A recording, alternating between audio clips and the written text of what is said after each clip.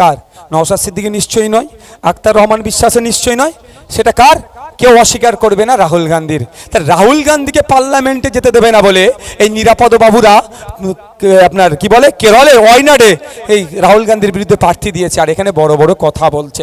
এই নিরাপদ বাবুদেরকে বলবেন, সত্যিকারের যদি তোমরা জোট করে থাকো, সত্যিকারের কংগ্রেসের সাথে যদি তোমরা কাঁধে কাঁধ মিলিয়ে লড়াই করো, তাহলে আমাদের এই বসিরহাটে গান্ধী পরিবারের কাউকে নিয়ে এসে একটা জোটের মিটিং করে দেখাও, তাহলে জানবো তোমরা সত্যিকারের প্রোগ্রাম করছো।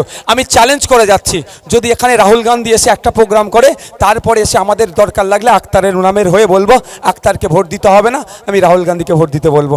এত বড় চ্যালেঞ্জ করে গেলাম, এত বড় চ্যালেঞ্জ করে গেলাম।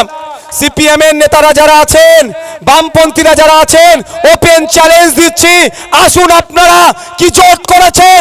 জোটের নামে বিজেপিকে সুবিধা করে দিচ্ছেন না তৃণমূলকে সুবিধা করে দিচ্ছেন, তার প্রমাণটা বাংলার মানুষ দিয়ে দেবে 1 তারিখে, আজ 4 তারিখে হাতে নাতে বাংলার মানুষ এই জয় কংগ্রেস সিপিএম কে বুঝিয়ে দেবে।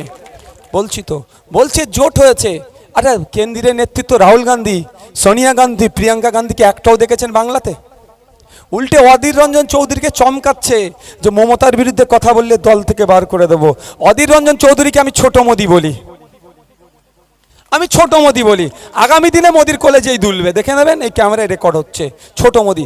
কিন্তু অধীর রঞ্জন চৌধুরী এই তৃণমূলের সরকারকে, এই মমতা ব্যানার্জির সরকারকে যেভাবে সমালোচনা করে, সেটাকে কিন্তু আমি সমর্থন করি, সেটাকে সমর্থন করি।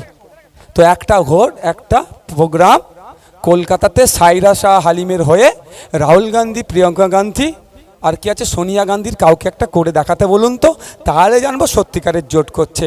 এটা জোট হয়নি, এটা ঘোট হয়েছে। এই ঘোটে হাত দিয়ে আপনার হাতকে নষ্ট করবেন না। বামপন্থী বন্ধু কংগ্রেসকেও বলবো, এই ভোট নষ্ট করবেন না। আসুন আপনাদের মূল্যবান ভোট খামচিহ্নে দিন।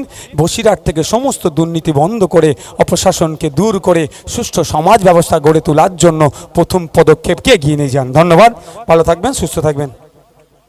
ধন্যবাদ জানাই আটুরিয়া অঞ্চল কমিটিকে আইএসএফের, ধন্যবাদ জানাই বাজিতপুর অঞ্চল কমিটি আইএসএফ, শায়েস্তানগর অঞ্চল কমিটি, ওয়ার্ড নাম্বার যেগুলো আছে 11, 12, 13, 14, 15 সকলে যারা আছেন এখানে, মিয়ারাজ সহ আমাদের মামুন সহ যারা নেতৃত্বরা ভাইয়েরা আছেন, হ্যাঁ শায়েস্তানগর অঞ্চল যারা নেতৃত্বরা আছেন প্রত্যেককে ধন্যবাদ জানাই।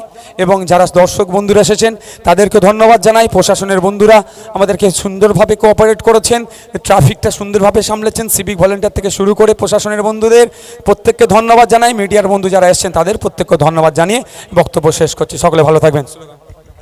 আইএসএফ জিন্দাবাদ। এই নওশাদ সিদ্দিকী